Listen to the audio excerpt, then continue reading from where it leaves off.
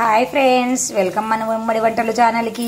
ఈ రోజు నేను చూపించబోయే రెసిపీ పచ్చి కొబ్బరి బియ్యం పిండితో పూరీలు ఎలా చేయాలో చూపిస్తాను.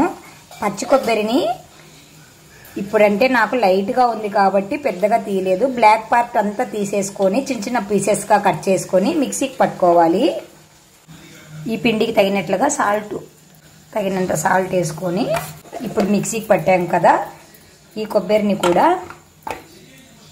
ఇందులోనే వేసుకోవాలి. ఈ పిండిలోనే వేసుకొని బాగా ఒక మారు అంతా కలుపుకున్న తర్వాత ఇట్లా కొంచెం కొంచెం వాటర్ వేసుకొని పూరీ పిండిలాగా బాగా సాఫ్ట్గా అయ్యేటట్టుగా మనం కలుపుకోవాలి. అంతా కలిసేటట్టుగా ఇలా ఈ మోతాదులో కలుపుకోవాలి.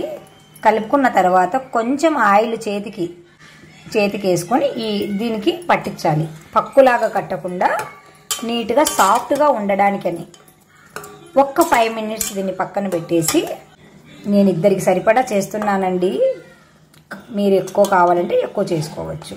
కప్పు కొబ్బరి అయితే 2 కప్పులు బియ్యం పిండి పడుతుంది, అది మెజర్మెంట్. మినిట్స్ అయిపోయింది.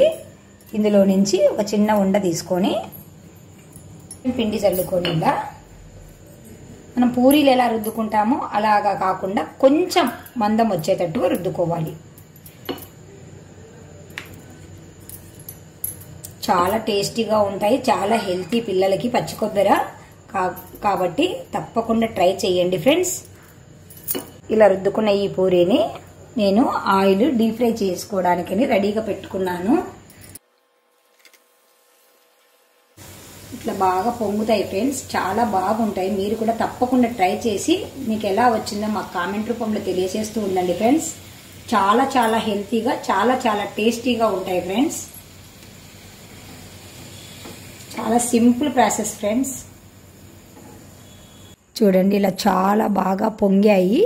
ఇవి మనం చెప్తే కానీ బియ్యం పిండి పూరీలని ఎవరికి తెలియదు, అంత స్మూత్గా అంత బాగా ఉన్నాయి. చూడండి, చాలా స్మూత్గా ఉన్నాయి. ఇవి ఇలాగే అయినా తినొచ్చు, లేదు అంటే బొంబాయి చట్నీ చేశాను, ఆ బొంబాయి చట్నీతో అయినా తినొచ్చు. ఓకేనా ఫ్రెండ్స్, మీరు కూడా తప్పకుండా ట్రై చేసి మీకు ఎలా వచ్చిందో మాకు కామెంట్ రూపంలో తెలియజేయండి ఫ్రెండ్స్. Bye bye friends.